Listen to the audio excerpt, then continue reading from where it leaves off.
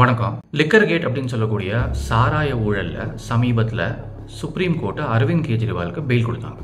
Supreme கோர்ட்லேருந்து interim fail வாங்கிட்டு வந்த உடனே அரவிந்த் கெஜ்ரிவால் சில மோசமான நிகழ்வுகளை நடத்தியிருக்காரு. இந்த மோசமான நிகழ்வுகளுடைய பின்னணி என்ன அப்படிங்கிறத நம்ம பார்க்கணும். வீடியோக்குள்ளே போகிறதுக்கு முன்னாடி சப்ஸ்கிரைப் பண்ணுங்கள், லைக் பண்ணுங்கள், ஷேர் பண்ணுங்கள். அரவிந்த் கெஜ்ரிவால் ஐஐடி கரக்பூரில் தான் படிப்பை முடிச்சார். படிப்பை முடிச்சுட்டு ஐஆர்எஸ் அப்படிங்கிற ஒரு கவர்மெண்ட் பிரிவில் தான் அவர் வேலைக்கு சேர்றாரு. படிக்கும் போதும் சரி, படிப்பை முடிச்சுட்டு ஐஆர்எஸ்ல அவர் வேலை பார்க்கும்போதும் சரி, அரசியலில் அரவிந்த் கெஜ்ரிவாலுக்கு நாட்டம் இருந்துச்சு. இந்திய அரசியலில் ஒரு பெரிய ஆளாக வரணும் அப்படின்னு அவர் ஆசைப்பட்டார். இந்த ஆசையோடைய ஒரு ஆரம்ப புள்ளியாக அவர் என்ன பண்ணார் அப்படின்னா, முதல்ல வேலையை விட்டார். வேலையை விட்டதுக்கப்புறம் சில என்ஜிஓக்களை ஆரம்பித்தார்.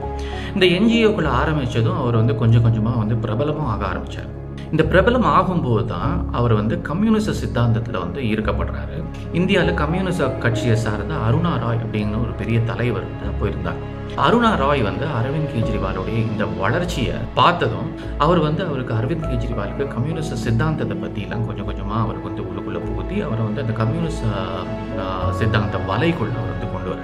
இது நடந்து பல வருஷங்களுக்கு முன்னாடி ஆகுது. அப்பயும் கேரளாவில் கம்யூனிஸ்ட் ஆட்சி தான் நடந்துகிட்டு இருந்தது. அப்போ அருணா ராய் என்ன பண்ணுறாங்கன்னா, கேரளாவுக்கு அரவிந்த் கெஜ்ரிவாலை ஒரு சோஷியல் சர்வீஸ் தொடர்பாக ஒரு ஸ்டடி டூருக்கு அவங்க இன்வைட் பண்ணுறாங்க. இந்த ஸ்டடி டூரில் நடக்கிற சில விஷயங்கள் தான் அரவிந்த் கெஜ்ரிவால் எந்த மாதிரி ஆள் அப்படின்னு நமக்கு எல்லாருக்குமே தெரியப்படுது. இங்கே ஒரு முக்கியமான ஒரு விஷயம் நடந்திருக்கு. அரவிந்த் கெஜ்ரிவால் கூட இந்த ஸ்டடி டூருக்கு யாரெல்லாம் போகிறாங்க அப்படின்னா, அரவிந்த் கெஜ்ரிவால் போகிறாரு. அப்புறம் அரவிந்த் கெஜ்ரிவால் கூட இருக்கக்கூடிய அவருடைய பிஏ அவரும் போகிறாரு. அப்புறம் மூன்றாவது நபராக யார் போகிறாங்க அப்படின்னா, இங்கே தான் நல்லா கவனிக்கணும். இப்போ அரவிந்த் கெஜ்ரிவாலை சிக்கலில் மாட்டி விட்டுருக்கக்கூடிய ஸ்வாதி மலிவால் தான் அந்த மூன்றாவது நபராக அவர் கூட போகிறார். அரவிந்த் கெஜ்ரிவாலோட பிஏ வெளியே முக்கியமான தகவல்களை சொல்லியிருக்காரு. அரவிந்த் கெஜ்ரிவால் சுனிதா கெஜ்ரிவால் அப்படிங்கிறவங்கள தான் ஐஆர்எஸ்ல அவர் வேலை பார்க்கும்போது கல்யாணம் பண்ணிக்கிட்டாரு. இப்போ இந்த பிஏ வெளியில் என்ன சொன்னார் அப்படின்னா, அங்கே ஸ்டடி டூரும் போது சில விரும்பத்தகாத நிறைய விஷயங்கள் ஸ்வாதி மலிவாலுக்கும் அரவிந்த் கெஜ்ரிவாலுக்கும் இடையே நிறைய நடந்திருக்கு அப்படின்ட்டு அவர் சொன்னார். விரும்பத்தகாத அப்படின்னா எல்லாருமே நம்ம புரிஞ்சுக்கலாம். அதை நான் விரிவாக்கம் பண்ண விரும்பல. அப்படிப்பட்ட ஒரு நெருக்கமான ஒரு உறவுல தான் அரவிந்த் கெஜ்ரிவாலும் ஸ்வாதி மலிவாலும் ரெண்டு பேரும் இருந்திருக்காங்க அப்படிங்கிறது நம்மளுக்கு இல்லைன்னு தெரிய வருது. பிற்காலத்தில் இந்த ஸ்வாதி மலிவால் அரவிந்த் கெஜ்ரிவாலுடைய ஆம் ஆத்மி கட்சியுடைய ஒரு எம்பியாவும் ஆக்கப்படுறாரு. இப்போ இந்த ஸ்வாதி மலிவால் தான் ஒரு மிகப்பெரிய பிரச்சனையாக மாறி அரவிந்த் கெஜ்ரிவாலுடைய அரசியல் வாழ்க்கையை ஒரு பெரிய கேள்விக்குறியாக மாற்றிருக்கு. அரவிந்த் கெஜ்ரிவால் இந்த ஒரு 10 நாள் ஜெயிலில் இருந்தார் இல்லையா, அப்போ நிறைய ட்ராமா பண்ணியிருக்காரு. எனக்கு மருந்து கொடுக்கல, மாத்திரை கொடுக்கல, இன்சுலின் கொடுக்கல, எனக்கு அந்த வியாதி இருக்குது, இந்த வியாதி இருக்குது, எனக்கு எலெக்ஷனில் பிரச்சாரம் பண்ணுறதுக்கு அனுமதி கொடுக்கல அப்படின்னு சொல்லிட்டு சுப்ரீம் கோர்ட்டில் ஒரு பெரிய ட்ராமா பண்ணி சுப்ரீம் கோர்ட் கடைசியில் என்ன நினச்சது அப்படின்னு தெரியல, பெயிலும் கொடுத்துருச்சு. நீதியை நம்ம நம்பி கடைசியாக போகக்கூடிய இந்த சுப்ரீம் கோர்ட்டுக்கு அரவிந்த் கெஜ்ரிவால் நம்மள மாதிரி ஒரு சாமானிய ஒரு நபராக தெரியல. அவர் ஏதோ மேலேருந்து ஒரு தேவதூதன் மாதிரி இருந்திருக்கு. அதனால் அவருக்கு ஸ்பெஷல் ட்ரீட்மெண்ட் கொடுத்து அவருக்கு பெயில் கொடுத்துருக்காங்க.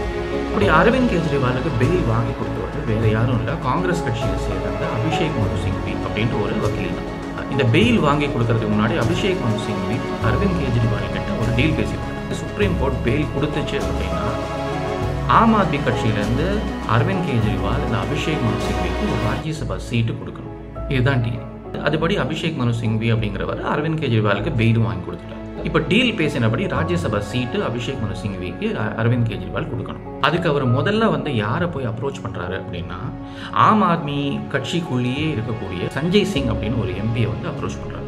இந்த சஞ்சய் சிங் ஒரு சாதாரண ஆள் கிடையாது. பணபலம், ஆள் பலம், அடியாட்கள்லாம் இருக்கக்கூடிய ஒரு பெரிய ஒரு தாதா ஆம் ஆத்மி கட்சியில். அவர்கிட்ட போய் நீங்கள் ராஜ்யசபா எம்பி சீட்டை நீங்கள் ரிசைன் பண்ணுங்க அப்படின்ட்டு அரவிந்த் கெஜ்ரிவால் கேட்டிருக்காரு. அரவிந்த் கெஜ்ரிவால் இப்படி கேட்ட உடனே ஒரு பெரிய தகராறு நடந்திருக்கு இந்த ஆம் ஆத்மி கட்சியோடைய எம்பியான சஞ்சய் சிங்குக்கும் அரவிந்த் கெஜ்ரிவால். இந்த சஞ்சய் சிங்கும் ரொம்ப நாள் ஜெயிலில் இருந்து இப்போ தான் சமீபத்தில் ஒரு 15 நாளைக்கு முன்னாடி பெயில் வாங்கிட்டு வெளியில் விடுதலையே வந்திருக்காரு. அதனால சஞ்சய் சிங் எம்பி சீட்டை ரிசைன் பண்ண மறுக்கிறார். இந்த விஷயங்கள்லாம் பப்ளிக் வெளியில் வரல. கொஞ்சம் கொஞ்சமாக கண்டிப்பாக நாளடைவில் வரும். அரவிந்த் கெஜ்ரிவால் அடுத்தது யாருக்கிட்ட அப்ரோச் பண்ணுறாரு அப்படின்னா, இந்த ஸ்வாதி மலிவால் கிட்ட அப்ரோச் பண்ணுறாரு. இந்த ஸ்வாதி மலிவாலுக்கு அரவிந்த் கெஜ்ரிவால் பற்றின எல்லா ரகசியமும் தெரியும். சஞ்சய் சிங் போலவே ஸ்வாதி மலிவாலும் எம்பி சீட்டை ரிசைன் பண்ண மறுக்கிறாங்க. கொஞ்சம் பேச்சுவார்த்தையெல்லாம் நடத்துகிறாங்க. இறுதியில் ஸ்வாதி மலிவால் ஒரு கண்டிஷன் வைக்கிறாங்க. அதாவது, நான் எம்பி சீட்டை ரிசைன் பண்ணணும் அப்படின்னா நீங்கள் மறுபடியும் ஜெயிலுக்கு போகிற மாதிரி இருந்துச்சு அப்படின்னா என்ன சிஎம்மாக நீங்கள் அறிவிக்கணும் அப்படிங்கிற கண்டிஷன் போடுறாங்க. அவங்க ஏன் அப்படி சொல்கிறாங்கன்னா, சுப்ரீம் கோர்ட் வந்து பெயில் கொடுக்கும்போது ஜூன் 2ஆம் தேதி வரைக்கும் தான் அவகாசம் கொடுத்துருக்கு கேஜ்ரிவாலுக்கு. பிரச்சாரம்லாம் கேஜ்ரிவால் வந்து முடித்த உடனே அவர் வந்து ஜூன் 2ஆம் தேதி கோர்ட்டில் வந்து ஆஜராகணும் அப்படின்ட்டு சுப்ரீம் கோர்ட்டு சொல்லியிருக்கு. அந்த கண்டிஷனில் தான் சுப்ரீம் கோர்ட் வந்து அவருக்கு வந்து பெயிலே கொடுத்துருக்கு. அதனால தான் இந்த ஸ்வாதி மாலிவால் அரவிந்த் கெஜ்ரிவால் கிட்ட இந்த கண்டிஷனையே வைக்கிறாங்க. ஏன்னா ஊழல் செஞ்சுட்டு ரிசைன் பண்ணாமல் ஜெயிலுக்குள்ளேருந்தே ஆட்சி நடத்துகிற ஒரே சிஎம் இந்தியாவில் இந்த அரவிந்த் கெஜ்ரிவால் மட்டும். இதையெல்லாம் சகிச்சுட்டு போகிற மக்கள் எந்த அளவுக்கு முட்டாள் அப்படின்னு பார்த்துக்கோங்க. ஸ்வாதி மாலிவாலுடைய இந்த கண்டிஷனை கேட்டதும் அரவிந்த் கெஜ்ரிவாலுக்கு கடுமையான கோவம் வந்துச்சு. அவருக்கு ஏன் கோவம் வந்துச்சு அப்படிங்கிறதுக்கான ஒரு முக்கியமான ஒரு காரணம் அவருடைய அரசாங்க பங்களா. அதாவது ஒரு சிஎம்க்கு அரசாங்கம் கொடுக்கக்கூடிய ஒரு வீட்டை கஷ்டப்பட்டு சம்பாதிக்கக்கூடிய இந்த மக்களுடைய வரி பணத்தை செலவு செஞ்சு கிட்டத்தட்ட ஒரு 100 கோடிக்கு செலவு செஞ்சு அதை வந்து ரிப்பேர் பண்ணி ஒரு பெரிய பேலஸ் பங்களாவை அவர் வந்து மாற்றிருக்காரு. இப்போ சிஎம்மாக அவர் ரிசைன் பண்ணிட்டு அவர் மறுபடியும் ஜெயிலுக்கு போயிட்டாரு அப்படின்னா அவருடைய குடும்பமும் வேறு வீடு தேடி வெளியே போகும். மக்கள் பணத்தை சுரண்டி கிட்டத்தட்ட ஒரு 100 கோடிக்கும் மேலே செலவு செஞ்சு கட்டியிருக்கிற இந்த அரசாங்க பங்களோவை அனுபவிக்கக்கூடியது தன் குடும்பமாக இருக்காது, தானாக இருக்காது, வேற ஒருத்தராக இருக்கும். அப்படிங்கிறது தான் அவருடைய முதல் எண்ணம். கேஜ்ரிவால் ஜெயிலில் இருந்தப்போ கேஜ்ரிவால் மனைவியும் மைக்கு பிடிக்க ஆரம்பிச்சிட்டாங்க. அவங்களுக்கும் சிஎம் ஆகணும் அப்படிங்கிற ஆசை இருக்கு. கேஜ்ரிவால் உள்ள போனாங்க அப்படின்னா அவங்களுக்கு இந்த வாய்ப்பு கிடைக்கணும் அப்படிங்கிறது அவங்களுடைய ஆசை.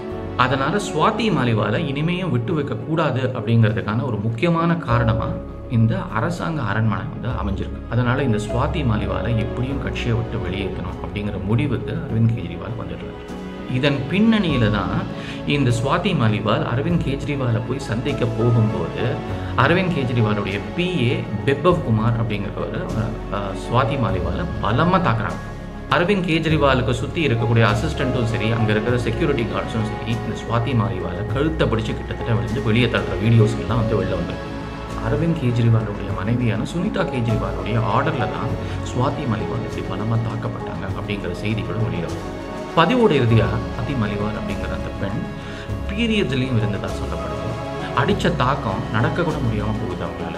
இதெல்லாம் யாருக்கு முன்னாடி நடக்குது? அரவிந்த் கெஜ்ரிவாலுக்கு கண்ணுக்கு முன்னாடியே நடக்குது.